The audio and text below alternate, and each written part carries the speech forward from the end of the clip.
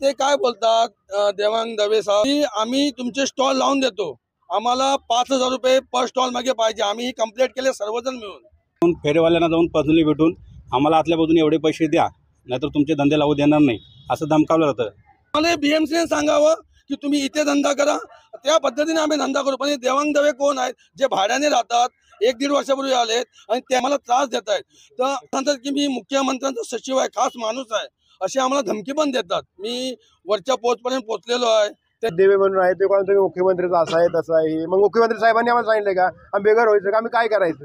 आमच्या रोजीरोटीचा प्रश्न आहे। देवांग दवे बोलतो मी बसवतो, पण हा कोण बसवणार आहे? आम्हाला बसवणारा बीएमसी किंवा पोलीस हे लोग प्रशासन बसवेल आम्हाला। जिस जगह पे हम आज 25 साल से हैं, उस जगह पे वह कहने वाले कौन होते हैं कि तुम यहाँ से हट जाओ, और खुद कहते हैं कि मेरी पहुँच इतनी ज़्यादा है कि तुम लोगों का कोई भी अप्रोच, कोई भी आदमी ना मीडिया सुनेगी ना कुछ सुनेगी।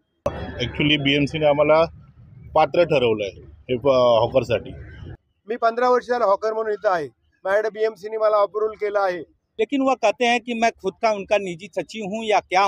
न वह विधायक है, न नगर सेवक है, न सांसद है, न बीएमसी से कुछ है। आम्ही हॉकर गरीब असल्यामुळे आमच्या सर्व कारवाई आणि त्याच्यावर काही कारवाई नाही। गली में शोर है, देवांग दवे। नवीन नवीन घडामोडी पाहण्यासाठी आजच आम्ही मुंबईकर 24 तासला लाईक करा, सबस्क्राईब करा आणि अपडेट रहा।